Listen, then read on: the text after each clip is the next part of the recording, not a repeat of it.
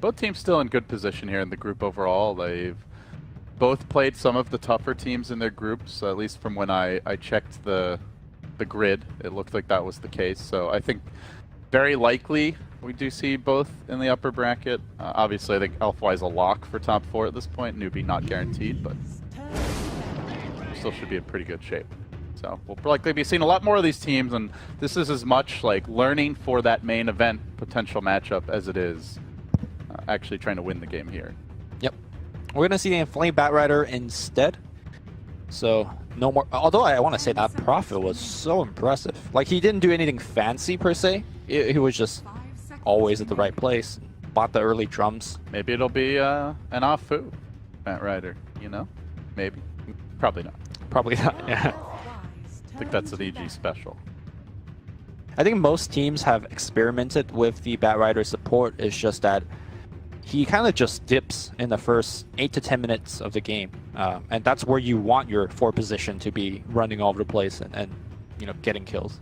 So the timing's a little bit awkward for a support Batrider, whereas a roaming Shaker is very likely. 5 seconds remaining. Death Prophet now removed for Newbee. Interesting ban from them, maybe setting up for their mid.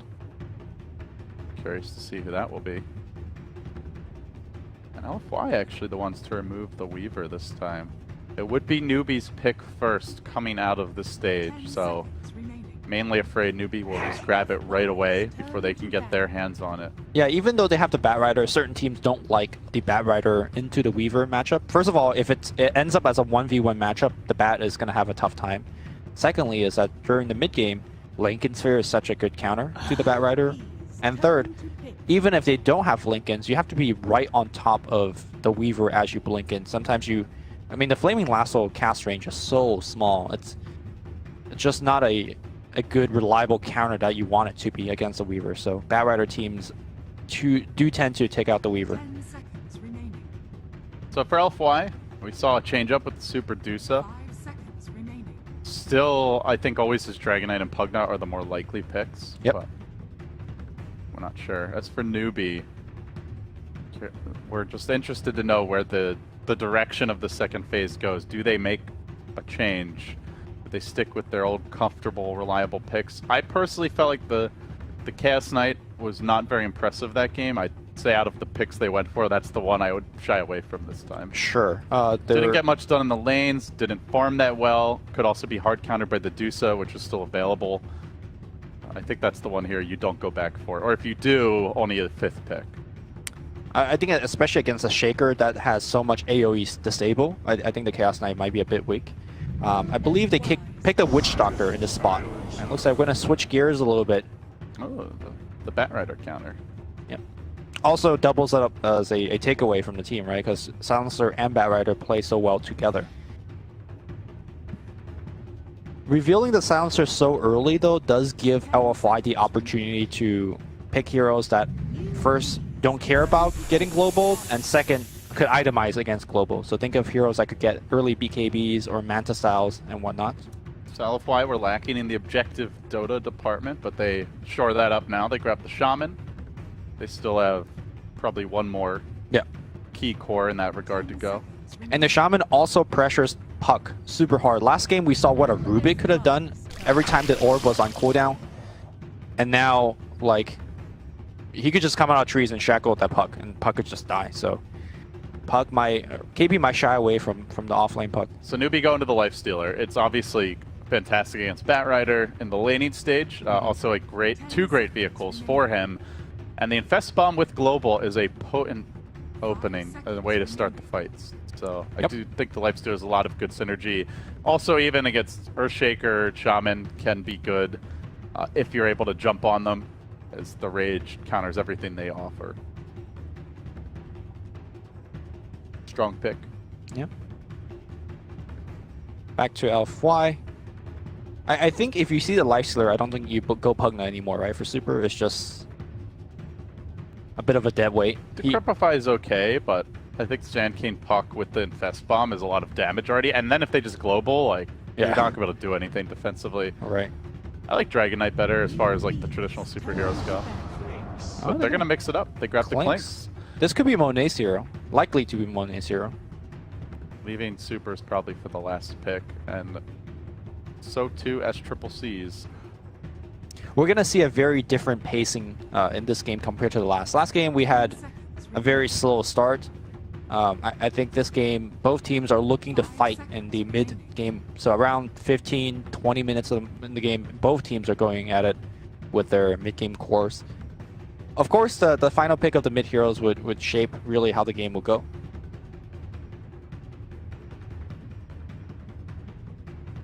I'm liking the DK more and more for LFY. I mean, look at the push. Shaman wards, Clinks, Dragon Knight in the front.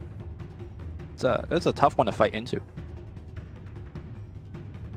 And then you have you know, 2 good early game BKB buyers in the form of Clinks and Dragon Knight to wear off the global. Yeah, I think that's really a key point. You want to have heroes that naturally want to build items which counter the global. Right. Or who just don't care about it by their nature. So BKB buyers are great. Someone who can like rush a Manta early is obviously decent as a solution. Also good against the puck. Newbee are pretty reliant on those silences with these two. Is there a chance of a core silencer, Lumi? We didn't actually discuss it. I'm kind of assuming it's a support, but we have seen a few teams try that silencer mid. Yes, there is a, like for example, let's say if LFY picks a Storm here, because the Newbee has the ultimate final pick in the whole draft, right? If you pick something that gets wrecked by the silencer in the mid lane, then Newbee has the opportunity to shift gears. SC does play a good mid silencer, but it's going to be a Dragon Knight. Super standard for super. I mean, you can't argue with this. The armor is great against Lifestealer, who is very reliant on the physical damage. He's tanky enough by his nature that he's unlikely to be burst during global unless Newbee start to get ahead. And he gives you that frontliner that they were lacking to hit towers. Now, like you mentioned, that nightmare becomes a reality where the Shaman can drop the wards, the Clinks is railing away at the tower under strafe, and Dragon Knight is the frontline tanker, soaking up damage and always a threat to initiate. Batrider scouting around the trees for the opening. It's a scary siege lineup. If LFY get rolling, Newbee are going to be hard-pressed to stop them. Okay. Bloodseeker. Mid Bloodseeker. All right. How about that? Does that change the complexion of So all we've been saying? why Bloodseeker? Why not? Like, what does Bloodseeker offer? Is it for the laning? Is there a particular hero being Blood Rage that's really beneficial? Is it for the Blood Rage silence? First of all, I think the Bloodseeker allows you to fight really early into the game, which is the timing that LFY is going to be fighting you into. So you're not going to be you're not going to be weak in the stage that LFY is going to bring the fight to you. Secondly, it combines very nicely with the Puck Dream Coil. The Blood Right, not only is it a good defensive spell in terms of counteracting against the push, offensively very, very powerful before the BKB comes up. We might even see this might be one of those games where we see the first item BKB on the Dragon Knight and Clinks. Like, it's so important. I think the big thing that I worry about a bit with the Bloodseeker is there's just so much disable. Like, this hero really wants to be able to run around a lot in fights, and they have insane control. So that gives me but pause. you also have 3 silences to back up, right? That's true. You don't start the game with BKB. So, like, imagine he globals, the Rupture comes out, and what does LFY do before those BKB? Nothing. They just die. So I could definitely see this Bloodseeker kind of snowball out of control. So so I think that's really what you're touching on is the key point. This is not an a la carte Bloodseeker that you're picking because he's good on his own. You're picking him because he's good with their heroes if they combo it properly. Yep. So we have to look towards how Newbee execute in team fights and how much synergy they're able to demonstrate on the field of battle. I wonder how much that the Bloodseeker can pressure a Dragon Knight. Because one thing that you can do is, like, you get off a lot of pot shots against a fellow melee core on the mid lane. And if you could get them low enough, even through the Dragon Knight regen, you could gain a movement speed advantage on him to get even more hits in. Uh-oh, and Flame's going to get found in the trees. He has a Firefly here. He's being pressured, though, with the open ones coming through. He's pretty far away from home. but the Firefly will continue forced Wow, on he his even heels. wants the rune. Oh, he goes for the rune. That might just be his downfall. In Flame. Oh, ballsy. But Faith is there to cut him off as he decides which way do I go. Tries to juke over the cliff. I think he makes it out. Two more auto attacks would do it. Is that worth the bounty? I mean, that's a salve's worth of damage he just took. I guess you took it away from the Lifestealer. Yeah. He goes all the way to base. It's Yeah, not okay. It's not great. Yeah. He may have thought he was just going to die, so at least take the bounty run with him. It's like, oh wait, I can actually live here. So yeah, how is this mid matchup going to go? Bloodseeker has the superior base damage, but you have to deal with Breathe Fire. DK has the plus armor to help mitigate the right-click damage, which is mainly what Bloodseeker offers. You can zone him back a little bit with Blood Right spam, but it's a fairly expensive spell to be spamming. So if he wants to do that, I'll probably have to get a bottle. So I don't know. I'm curious to see if there is a clear winner. Generally, DK just doesn't lose his lane. So if he does, this would be a rare first. It also comes down to how much of how the other lanes are going, right? Let's not forget about Thirst. If, let's say, Newbee are winning the other lanes and all of a sudden SC gets constantly 20 extra MS, 20 extra damage, then the map really changes. And he is getting the deny edge here. Super not doing so well. Yeah, like just look at despite Dragon Blood, well, he doesn't have it yet, but he'll have it now. But despite of that, I think SC is going to be able to pressure him very hard. Yeah, seems like the Bloodseeker has the edge so far. Obviously, the more Breathe Fire levels up, and once you get your bottle, you can just kind of spam that to CS, and in doing so also limit the pressure. The Bloodseeker can offer nice little assist there as Sccc dual laning with Super and help him get some last hits. Yeah, top lane. LFY do have a tri-lane, and the Fissure comes through. One more Syrian Arrow would get the job done, and LFY draw the first blood. So while that mid lane is going well, and a lot of eyes are attending there, LFY getting on the board elsewhere. They're still down in gold even after that, though. Lifestealer doing very well in the bottom lane. As you see Inflame just already back to the jungle. With the Arcane Rune, he's actually going to try and farm some creeps early. All right. Stack that napalm much faster. There you go. E-fish. Sccc is dominating. Yeah. Which is, you know, pretty rare to say that against Super Sccc, right? Because he's so good against most traditional, like Queen of Pain or Pug. So this is... I thought Bloodseeker wins as a matchup, but I didn't think he'll win it that hard. I don't know. I kind of thought LFY would give him a little help, but it seems like they just want to focus on this top lane. As DDC is being pressured back, KP forcing him on his heels, the Curse of the Silent. SC could run up here and just take a kill. Slowly planked down, but he's not bothering. Figures his team has it. DDC! Oh, almost denied by the Roche. That would have been a real facepalm moment for Newbee had the Roche gotten the last hit. Still, at least it's a support, you know. The Clinks is happily trying to farm away. Now, but that said, he's not CSing that well. Only 12 so far. Generally, as Clinks, with his really long windup, it's kind of hard to last hit those first few levels, but once your Syrian arrows get high enough, it gets easier. A big reason why SC is winning this mid matchup so hard is that he's been able to deny the range creep. Super, pretty much every time he breathes fire, let's say for a melee creep CS, it brings the range creep low enough, and then SC just denies it. I don't think he's even got a single range creep in about 4 minutes of gameplay. He is down almost a full level in a true 1v1. Yep, that's the range creep. Bottom lane, meanwhile, in Flame. Yep, dies in flames. As Mookie runs him down solo. Big pick off there. So Newbee crushing their two solo lanes and up on kills, now 2-1. I think you could say at least breaking even, if not winning this top lane, because they are denying the Clinks' farm. So it's a great start for Newbee. Lumi, you wanted stronger lanes. You're getting them right now as a Newbee fan. Well, for those who are Newbee fans. Yeah. Don't peg me as a Newbee fan. Top lane. Although I do like them quite a bit. What's wrong with Newbee? Nothing. Jeez, why are you hating on Newbee? Gosh. Level 6 on SC. I do wonder where he goes to gank. You do see that Super is prepared for a rupture. He has a teleport squirrel being sent out right now. But how will the Bloodseeker play this? Is this going to be a QO style Bloodseeker? Do we see that early Radiance? Do we see him constantly going for Rupture ganks? Is he mostly trying to give his team more damage? Is he the frontline tank? I guess time will tell exactly how his Bloodseeker may differ from other players. I think an early BKB is always warranted because, like you said, there are so many stuns available to disable him. BKB Radiance is the QO way. Mugi trying to get on Inflame here bottom. If he can get the vision for the open wounds, this will be a kill. Meanwhile, it looks like LFY starting off with the fissure up top. It did not get off the block as Afu intended. There's definitely some misfires here for LFY. Maybe have been able to punish so far. The Rupture is ready and they let it go right now on Super. Does have the TP scroll, but just keeps on running back to the base. That pure damage is just destroying him. He gets the stun up under the tower, but the burrow connects and Bloodseeker commits. No TP support in sight. They're busy trying to counterplay and punish top, and they will do so.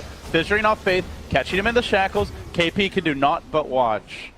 So it is a 1-for-1 around the map. A Dragon Knight for a support silencer. Yeah, but you got Faith. Like, who cares? The 5-position support. Yeah.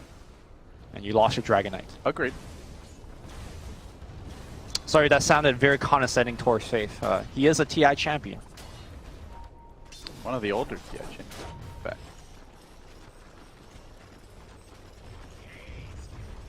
Any lane adjustments, Lumi? Like, are you surprised? I think too late to adjust. Super's going bottom, but like, you know, he's so under level at this point that like Mookie says, okay. No one's laning mid. Yeah, welcome to bottom lane, dude. Triple C has his own lane now. Yeah. And they're trying to rotate on top instead. A hasted Batrider, only level 4, coming in. They're going to try to kill off Faith again, and it looks like they should be able to do so. Yep. Slowly cooking him. But yeah, just nobody wants to lane mid now. Batrider doesn't want to go there. Super certainly sure as hell does not. Yep. He has hit level 6 now, so he'll use his ult early. Already the tower's been whittled down to below 500 health. And the other thing is, because the Dragon Knight's been forced off the lane, his big early benefit is, no matter what happens, he usually pushes the tower, but I don't think he's going to be doing that bottom. No, he's not. He's not even seen a tower yet. Perhaps Newbee have the Dragon Knight figured out. And this is giving other teams some ideas to how to beat LFY. That's perhaps an even more dangerous aspect for LFY moving forward in the tournament. The CS discrepancy is absurd. 36 denies on the Bloodseeker, 58 last hits. Yep. He does have a... almost 3 times the Dragon Knight's last hits, and then 36 times his denies. Easy. Man. Math. Bloodseeker going for the blade mail. Obviously super good against, you know, the Clinks. That's a 3,600% advantage. Tell me more. You were a math teacher once, right? I studied to be a math teacher. And then Dota happened. Thank God it did. Alright, Newbee smoked up top.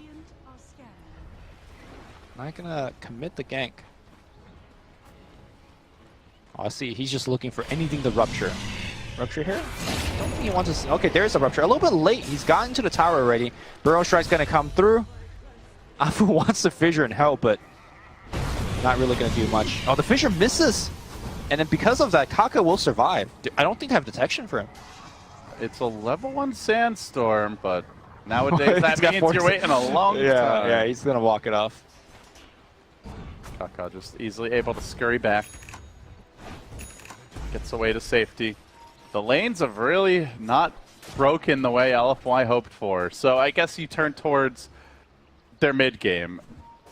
Do they have the tools they need to come back? What are some of the key points on how LFY can stay relevant in this game? I think if you're Inflame, you think about even skipping your drums as he ports out from the bottom. The drums, I think, delays the Blink Dagger so much that you just need the Blink to actually fight your way back. Dragon Knight is not exactly a comeback hero. He relies on having a good lane stage. Top lane, looks like we're going to see a gank on Monet. Rupture comes out. He doesn't have a TP. Not that he could TP out anyways. He's going to go down.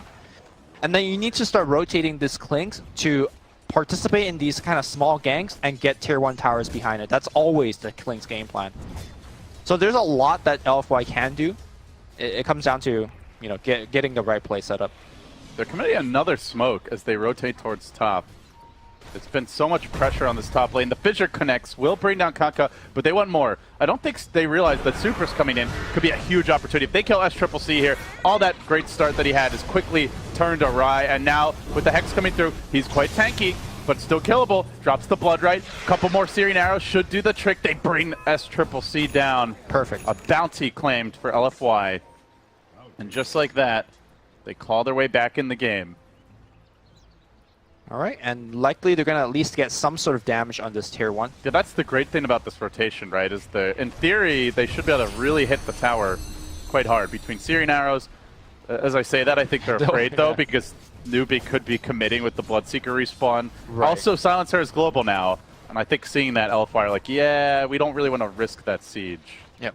And they are able to do all of that without the Bat Rider, which gives them room and space to farm in the jungle. Looks like he's going to go for the standard drums build, just so that they could be more mobile and quick in these team fights. Getting a movement speed advantage against the Bloodseeker lineup is very key. Obviously, when you Rupture, you don't care about movement speed. Back in the mid lane, Fissure and a kill. Monet. This is what he needs to do across the map. Get a kill, hit the buildings. And they do have great reliable setup as the game moves along for that to enable that Clinks. Long range disable in the Fissure, the Blink Lasso, maybe a Blink Dragon Tail or Shadow Blade Dragon Tail. Lots of ways that LFY can set kills up for the Clinks to snag. Something that was a little lacky when Secret ran the Clinks, like they had the charge initiation, that was really the main way of starting those fights, but it's not reliable. Yep, Rupture happening on the mid lane. He's going to try to TP out immediately. Where is the stun? Miscommunication. Faith ported it in before Kaka did. That should have been the other way for sure. Yeah, because Faith essentially don't contribute much to a gank. He could global from anywhere. Mugi being tracked here bottom, but they're going to swing towards the Radiant jungle instead, where Faith is lurking. Still that global ready. The persistence pays off here. Newbee are able to grab a tower takedown as they hunt for Faith, but TP out immediately. Kaka not going to be in range in time. LFY doing a good job at picking their fights here as the laning stage breaks down. They're not forcing the issue too much. They're respecting the global. They're going only for safe kills. Yep. Newbee are really going to have to work to find that big team fight to crack this game wide open. It will come soon. If you look at the puck, he is sitting at 1,700 gold. Just need a minute or so. Once he has the coil, Blink Coil Global, I don't think LFY has much answer. And now Lifestealer gets dragged down. Monet, not enough damage output to blink him down. Global is going to come out. Are they going to return and fight, or is it going to be an escape? Looks like they're going to try to run. Waiting for that Fissure opportunity. Lifestealer heading to the north, will be corralled, focused down. And they blew the global too, as you mentioned. No Bloodseeker in this fight. Puck was late to the party as well, so Newbee starting to look a little uncoordinated here. Getting punished for it. Yep. This is kind of the dip in the Bloodseeker power level, is that he's working on his first major items. His ganks are, unfortunately for him, not connecting. Yeah, the days of, Bloodseeker running around killing heroes solo are, long gone. Everyone carries TPs now. It's got to be a team effort. Yep. And as we mentioned, he's really most useful with that Coil Bloodright combo heading towards the mid game, something we haven't seen yet, Lumi. Yeah. I mean, right now he could definitely get kills just with a single Burrow Strike. It looks like we're going to port in and start a fight. Coil does break, and Rupture coming in soon. TP out. Where's the Burrow Strike? Kaka not getting in. Well, he got there, but he's dead. Inflame is going to port out as well, and with Kaka dead, there is no way to break that. Where's the stuns? They just don't have them. Coil committed, Sand King dead, and while that's happening, the Radiant Courier gets blown up. DDC drops a ward in the mid lane, applies some pressure there. And now Monet joins in. They will lose a tier 1 tower as well. Newbee had the good first 5 to 8 minutes. But LFY have the shot calling right now. The positioning is on point. The TPs have been timely. Newbee seem very reliant on their Sand King, and Kaka, the struggles continue, Lumi. This is probably the third Sand King game in a row that we've cast of him where he hasn't had a great start. While the rest of the team is doing well, he's still struggling to get that fast blink dagger. It just doesn't seem like he's the impact force on SK that he used to be. Or at least other teams have figured out how to slow him down. Yeah, I think a combination of that is pairing him with a puck as well. Because normally, if KP doesn't necessarily have to rush a blink, KP could give up a little bit of his farm to Kaka. But, obviously Puck needs his blink. and then Sccc also need to blink. There's just not enough farm to go around between these players, because you're not going to take anything away from the Lifestealer or the Bloodseeker, that's for sure. Newbee are going to smoke. They have the global ready. The Puck and the Bloodseeker join forces. But the direction they're heading, not sure they'll find any LFY heroes. Scan clears the high ground and they move in. KP leading the charge. While that's happening, there's a gank in the top lane. Looks like that Sccc might go down again. Shackled up, DDC, then the lasso. All the chains binding Kaka. Yep. Turning him again into dust. Another death, and that blink feels like a forlorn dream right now. Oh, they're going to come in and at least pick up 1 or 2 kills. They see Inflame. Inflame just blinks out. DDC ports. There's no way to cancel that coil. Everybody's going to be safe. KP misses the coil altogether. An absolute disaster. And Newbee are wasting time here. You know, Mookie's not farming. Bloodseeker was a part of that smoke for the first half or so. At least they didn't blow the global, so they can try again in relatively short amount of time. But meanwhile, LFY, they took that bottom tower, they've taken the mid tower. They've equalized things in terms of map control quite nicely. They've really stabilized this game after a rough start. I mean, Dragon Knight is still having a tough game. You know, he's still 1,500 net worth behind the Bloodseeker, but for the most part, he's caught up. You know, a big part of the reason why they couldn't actually get off a good gank LD is that when they started that smoke gank, there was absolutely no vision on the other side of the map.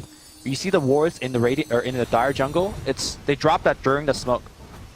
Had they had the vision there before, they knew that they shouldn't have gone that direction. There was nobody there. So another game where vision is having a huge impact in this early game. Another issue I do think... Dude, they just smoked on top of ward right here, Newbee. Again, the vision game. Yep. Another issue that I do see, I'll hold that thought, we might have a big fight brewing. Newbee moving into position, smoking again. They have the ward. They'd like to get the jump on Inflame, and this time they strike Paydirt. They will coil him up, munch him with the Lifestealer. Mugi secures the kill for the team, but they're not that good at transitioning into objectives. That is a big weakness of their draft. The Blade Mail build on a Bloodseeker, he doesn't hit all that hard. He's much more of a hero killer. Lifestealer, you know, no signs of an early Desolator. The armlet's okay, and they will take this tier 1 mid, but like going for a bigger objective like a full HP tower or a Roshan, that's not something they can do. LFY, on the other hand, 1 kill, they drop the ward, the Clinks has his Deso now, and they're just straight into the pit, or they're straight onto the tier 2. Yeah, it feels like the Lifestealer needs to pick up a Desolator of his own to supplement the pushing. But even with that, I think Newbee is more about, hey, we kill you, and then you don't have any heroes to defend the tower, we'll just run down tower. Well, swing and a miss for Afu. Tried to Echo Slam, cancel that TP, but not quite able to do it in time. Looks like he's a bit out of range, so good escape there. LFY whiffing, but still, overall, I think the game has definitely gotten a lot more relaxed with them. Bottom lane, though, Super, again, the TPs. This time, Kaka is ready, and this time, Super will be punished. The Dragon's wings are clipped, and Newbee secure a desperately needed kill. Yep. That's the gank that they need to keep on doing. Kaka plus SC. Get the damage Monet is pumping out. Almost able to just solo kill Faith. That is the worry for Silencer, is this hero tends to be underfarmed and very squishy as a support, and if Monet ever isolates him, he just dies before the fight begins, or he wastes the global, you know, at a suboptimal time. Yeah, Faith is trying to itemize against that. He is going for the Ghost Scepter. Likely there are going to be Diffusal Blades to pick up to counter that, but one step at a time. Newbee, close to that Blink Dagger for Kaka finally, about 300 gold away. So that was a big part of that kill. It looks like Newbee are going to gear up more to take this a bit later, as KP is transitioning into a Midas right now. Bloodseeker farming towards his BKB. Sanj and Yasha the pickup for Mugi. So like some items that will let them fight now, but they are looking for a little insurance should it drag on. Yeah, historically, when you look at heroes like Lifestealer, Bloodseeker, and Puck, you might think that they don't scale that well in the late game, but I think the talents really help out. Bloodseeker in particular, if you ever get to 25, man, that -7 second cooldown Blood Riot is... I gotta stop talking about Kaka. Oh, I actually did buy the Blink. Okay. Yeah. I was gonna say, man, I think it's again, but Blink secured, so the pain and suffering is over once this respawn kicks in. I think the mid game is gonna be. But yeah, you were saying like they have a power spike late game. Yeah, like ultra late game. They like. Obviously, everyone knows about the 420 on Puck. The dank gold per minute that Yeah. Puck can get. Which Bloodseeker do you like, the Bloodright cooldown or the Lifesteal one better? They're both quite good, but I think the Bloodright cooldown is the one that most people select more frequently. It becomes impossible to actually push in the high ground. DDC Radiant's bottom tower is under attack. gonna get picked off here by the roaming gang squad. Now they're still trying to pressure bottom. It looks like Monet in position with that Dessa almost finished off the tower, and that is one thing that has been difficult for Newbee is these towers starting to fall, but now Batrider caught out with the Rupture. Bloodright coming through, and it should be a solid Bat kill follow-up. So 2 down.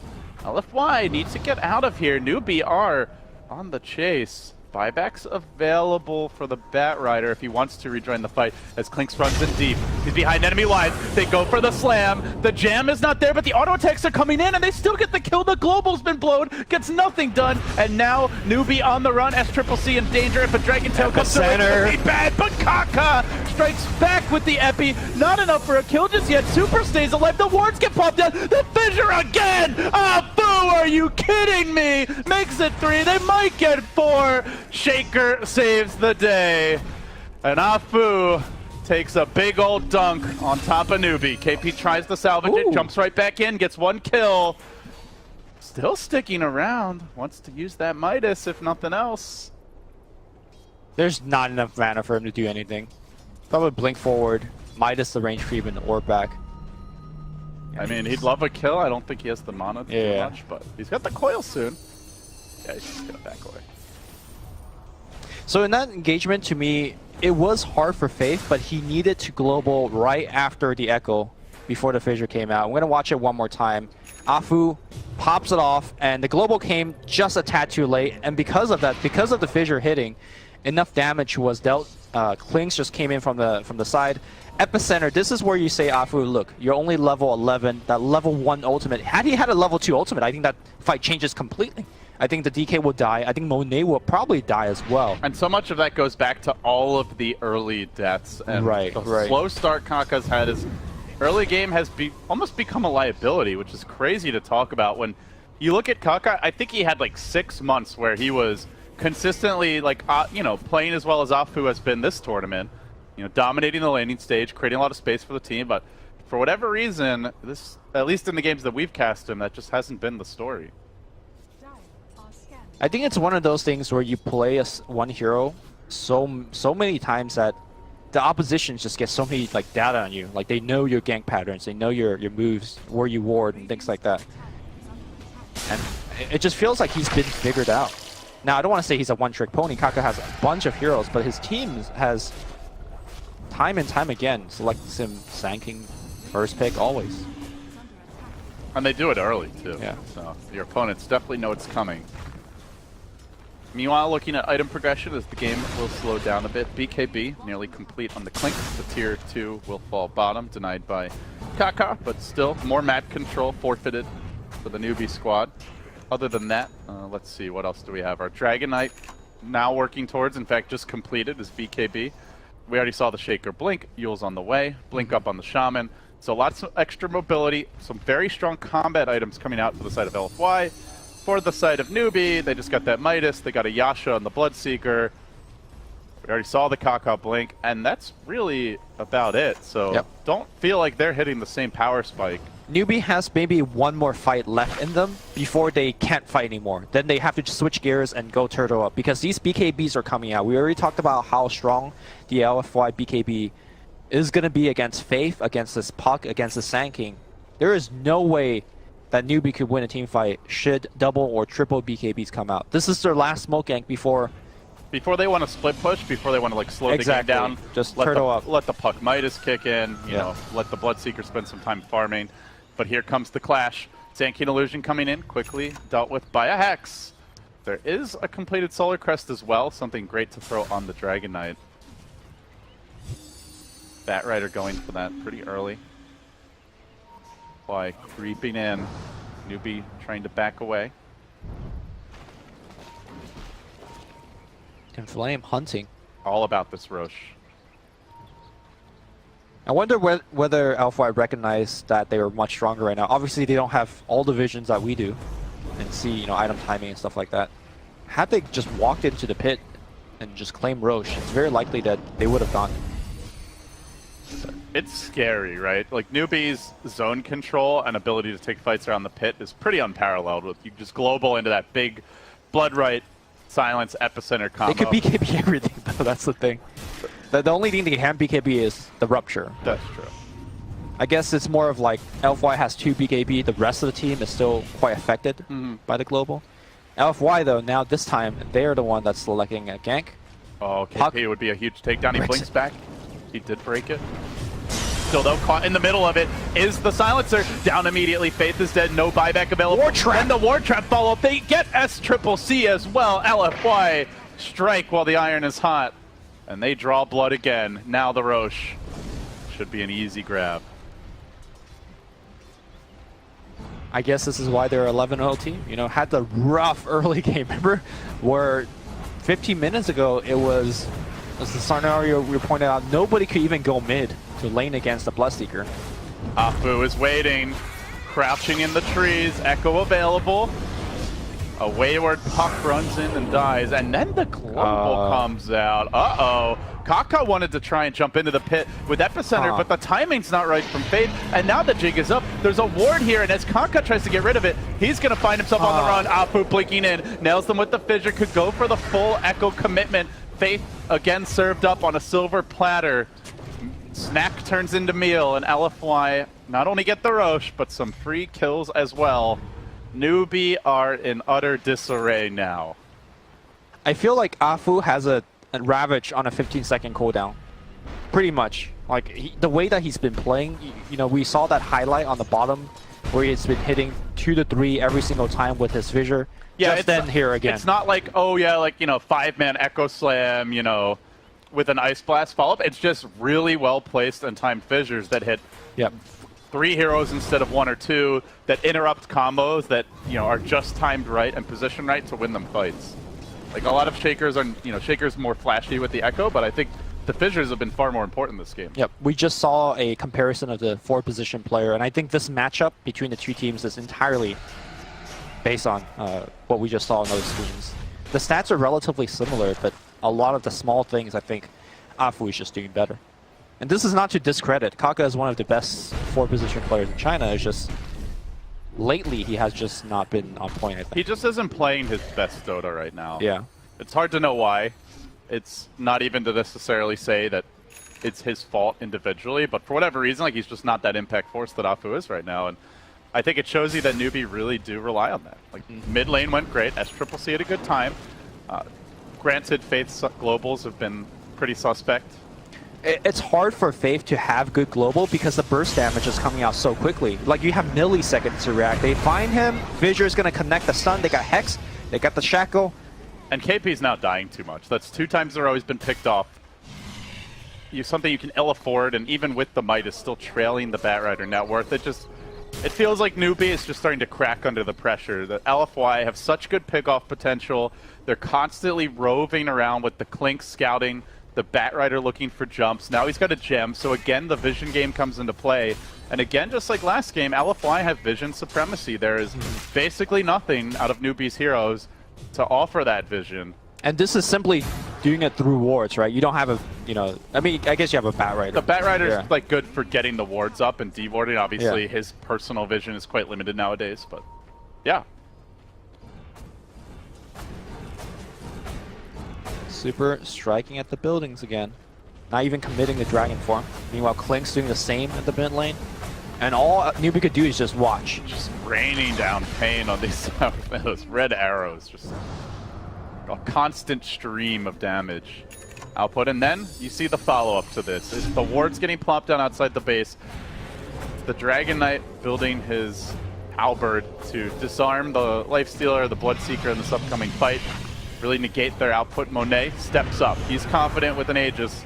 By the way, they still have 10-second BKBs. They haven't even needed to use their BKBs yet. Now he eats a Rupture. He's going to take it all on the front line. Global comes out as well. Super activates the BKB. Will die to the physical damage. 3-man coil. Combo, but no follow-up.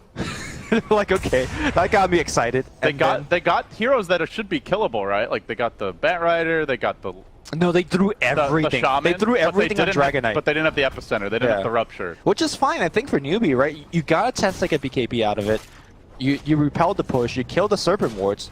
Yeah, the tier 3 suffered like half his HP in terms of damage, but I think for Newbee, that's as good as it gets. The thing is, LFY still has this Aegis for a minute. Oh, they're going to find him again. KP third time in a row. He's been picked off on his own. It's the vision game. He stood here, right on his Newbee logo, and then there's a ward seeing him. Afu says, okay, I'm going to fissure you from fog, and then they just lasso him, hex him, and that's it.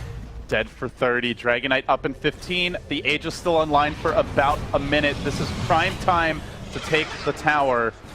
Though they will be lacking those Shaman wards. Monet should at least get the tier 3 that's going to open the way to the shrines. Not sure he gets the racks unless they really want to risk it. They are going to dust up here, try to scare him away. There goes the fissure. Afu does have Echo in his back pocket, but he doesn't want to commit for it. Meanwhile, Mugi just TP'd away from the shrine. Super may have scouted him any over that way, but not going to find him.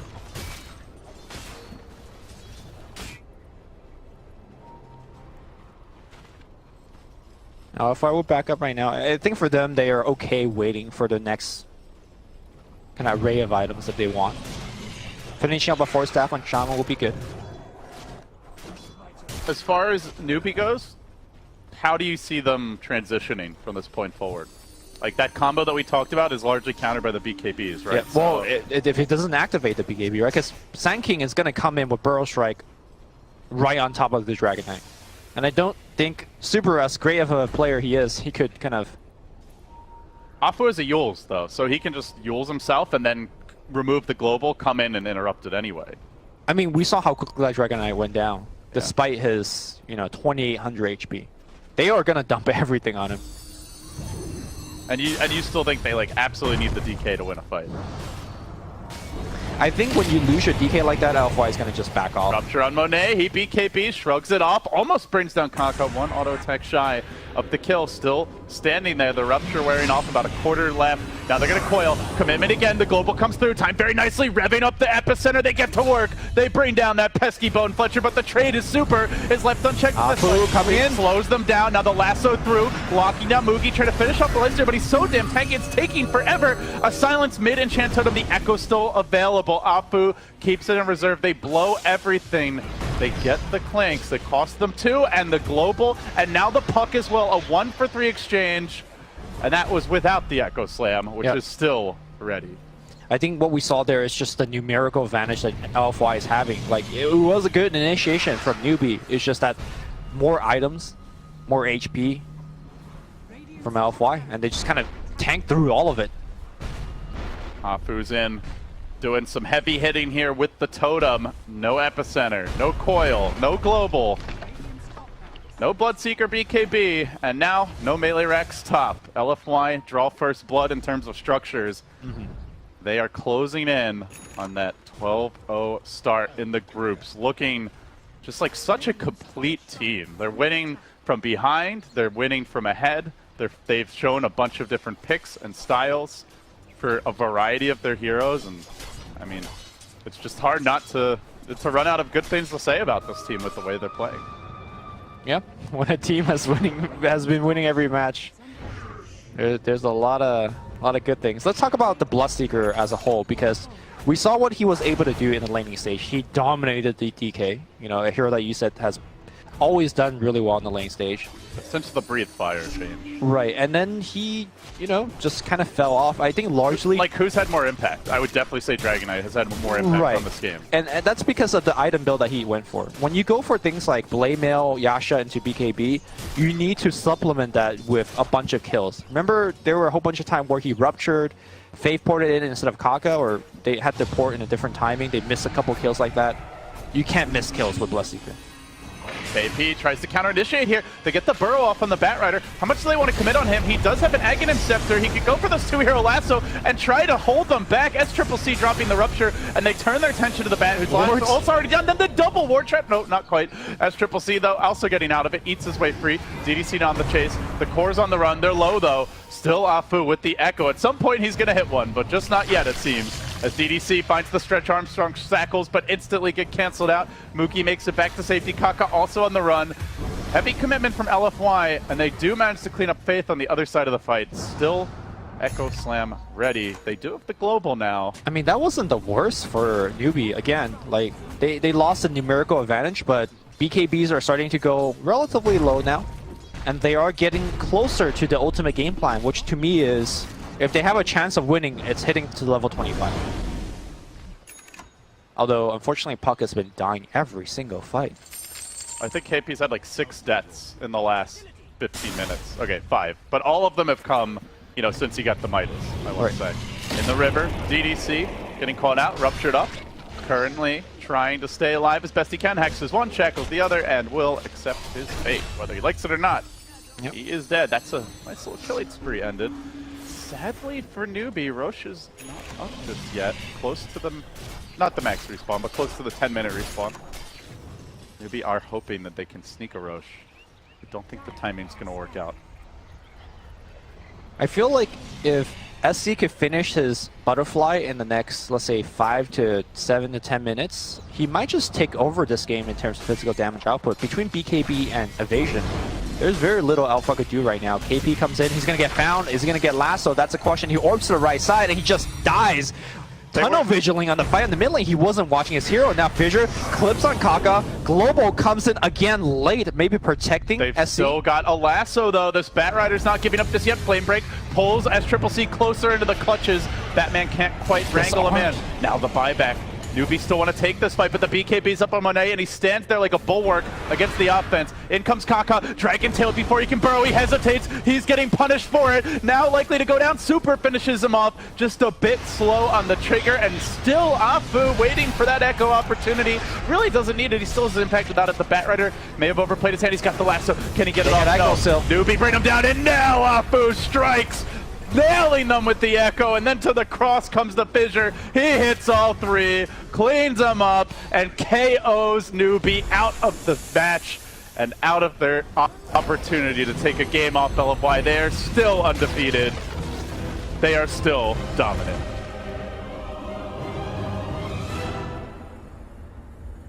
I don't remember the last time that a foreign player imported into China did so well. You know who that was? It was Chuan. Just think of what Chuan did throughout the early history of Chinese Dota. Afu's doing it right now. Suppose you could say KP. Sure, KP is probably the closest, but you know, he didn't do it at TI. You can't argue against what we just saw. He's so damn good. It's been so impressive. With this win, LFY 12-0, all but assured first place in their group. Yeah. It's going to be near impossible for anyone to match what they've achieved, and who knows if they'll even drop a game. Perhaps they can go undefeated the rest of the way. We'll see if anyone can figure them out. As for Team Newbee, a loss here, 2-0, defeated, does put them in the danger zone of potentially not making it into the upper bracket. I still think they're in okay shape because they played some of the tough teams already, but they're going to have to put those, you know, those games that they should win, they now need to win to ensure that top 4. That's for sure. All right, guys, thank you for joining us. There's one more match coming up for myself and Luminous. Ti7 action will be continuing in just a minute. Stay tuned.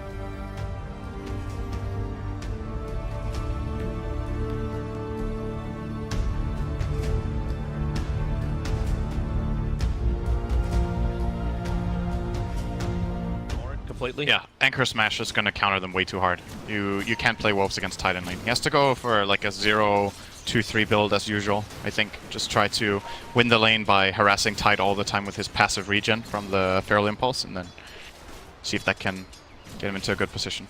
And Samir loves doing this. He's got himself a double wave again. How does he do this every single time he's able to achieve a double wave? Manipulation. There's going to be like some really good guy. It's not really getting a die. It's getting like a 1.5 maybe. It's because he keeps denying its range creep at the back. He dragged the creep wave up far enough. He's got 4 denies and 6 last hits compared to this Weaver who's 3-0. Yeah. Like, he's taking out the critical units. Meanwhile, Infamous is committing to protect the farm of the Sven. Xayah is playing a very old-fashioned way of doing the Earthshaker, which is just sit on bottom lane and babysit your off-laner. With the New Age Universe, pick up Telekinesis, throw him back. Void's out. They've They're still got off laner. Stormbolt available, but here comes Crit. Zai's got his Fissure available, goes for the stun. Sven slowed up a little bit. Universe can't reach him to kill him. Or maybe they can with Crit. No, he'll actually come back to being a ground-dwelling bird. But it's enough just to intimidate Benjaz and actually get him to burn off his salve too. And this is where the action is mainly going to be. I think EG are content with the 2 lanes they're going to have on the side, on mid and top, and then they're going to focus on shutting down Sven as much as possible. So far, they're keeping him level 1. He just now got level 2, and Universe is closing in on level 3. And Arteezy's actually winning the CS on that